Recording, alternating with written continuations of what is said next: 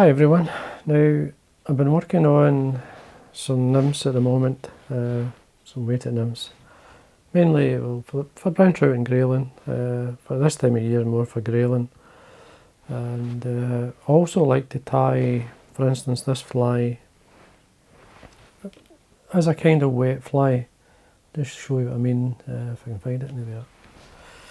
So this is the same fly, so nymphs in there, small tungsten bead there, and then I've got basically a long hackle sort of wet fly, this type, and these work extremely well in combination with some wets up the line.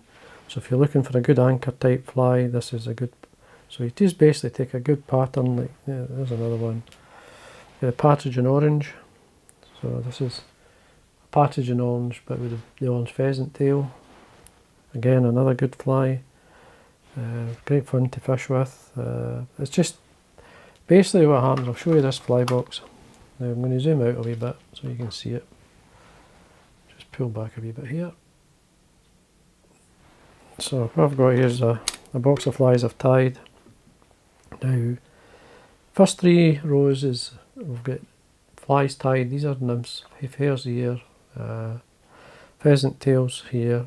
It's just an olive dubbed version and a killer bug. I would always put one of these in the point, and then I'd have 2 wet flies say up the line. So I'd have traditional wet flies, Partridge in orange and water hen blower, that type of fly. But if you don't want to use a nymph, you can always add weight to your wet fly, either by using a heavier hook, which I like to do as well, or both. You could use a heavier hook with a small bead. Now I like to use buy the 2mm tungsten beads. Here's the ones. This is the copper, for instance. That's a slotted. But I normally use the normal beads. There's the all slotted I've got on here.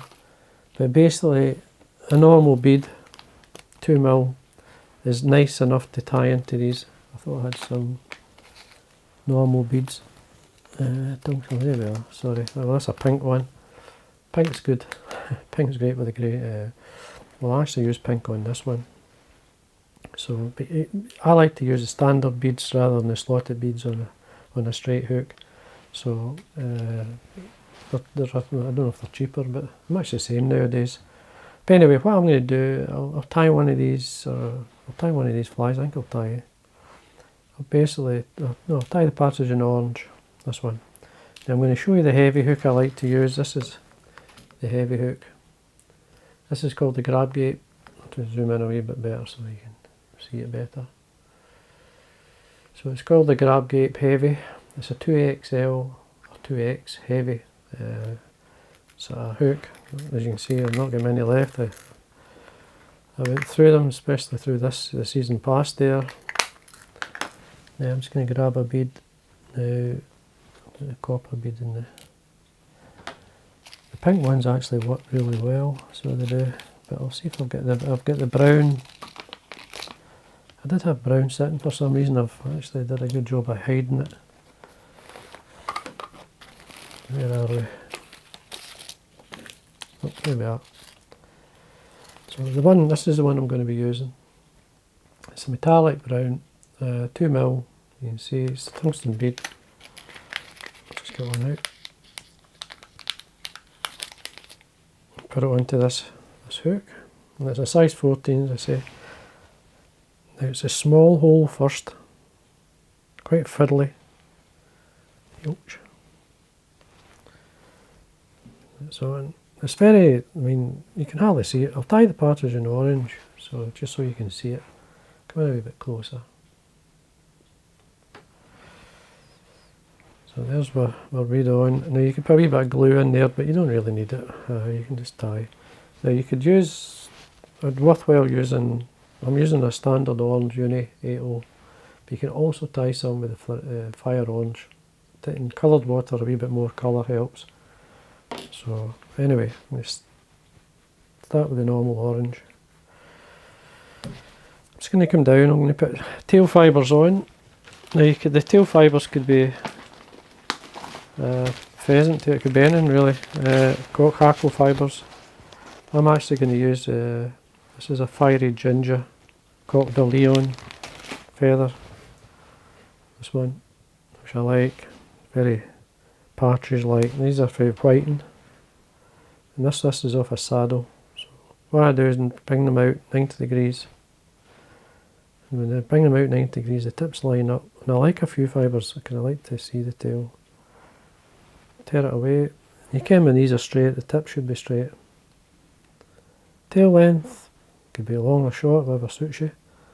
Around about the body length. So I do a turn on top, pull it towards underneath, pull it towards the eye, and then we turn to stop it moving, trim away the waist. I'm going to run up with the thread just to tidy things. Now to protect the body, I'm going to use a small copper wire. Now you could just use the thread, the orange thread, and stick to the partridge in orange colour. But I'm going to use a dyed orange pheasant tail. So, and I want to form a small tag at the back. So, but just with the thread, and then I'll get the pheasant tail. Don't need much, maybe 4 or 5 fibres. Just tear it off and keep them in line again. Now, and we tie these in close to the tip, so a loose turn and pull them into the points. And wind up. It's a simple fly to tie. And then I'm going to wind the pheasant tail towards myself. Now it is the weakest fibre. Now to tie it off, come over it with a turn onto the hook. Now you've got to do this 3 times or so. Now the reason I'm winding towards myself, or against the way I wind my thread, is when you bring up your rib, so I do a turn at the back, and as you rib through, it counter ribs the pheasant tail fibre and secures it in, makes it much stronger. And then you basically secure in your wire. Now I'm just going to put a hackle in here. Now the hackles I like to use, I just bend and break away the wire. I like to use these are the feathers, this is the partridge, now I buy the skin. Now these are the small feathers you get at the head. They're really good for hackles. They're not as well marked as the partridge feathers down, but these work a treat. I use them in lots of flies, especially small flies. I'm just picking a nice feather here. They're nice and soft as well. A lot of movement in them. Great point, as I say, to get the right length. Now, if you don't be shy with the length as well. Though, again, if you're going to use a bit of the standard partridge hackle, don't be shy. Don't worry about the length of the fibre. It still works. So, using my hackle pliers to get a hold of the tip, I'm going to then trim it. I leave enough to tie it on. 2 or 3 turns. Make sure it's secure. Just going to wind it on. Like anything, when you stroke the fibres back, fold them back. Nice and tight. Just one turn in front of the other. You're only going to get a couple of turns. And then we can screw in the hackle. Make sure it's not going to pull out. Now you could add a wee bit of dubbing just to tidy things up, and I like to do that. Now I'm just using some, there's a few dubbins you could actually use. This is the one I'm using. It's a Nymph Flash. It's got a brown and gold, as you can see. And you don't need much, really, just a tiny drop.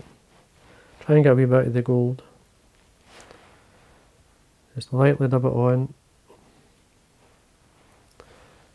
It's fine. So you have the combination of a sort of soft hackle and a nymph.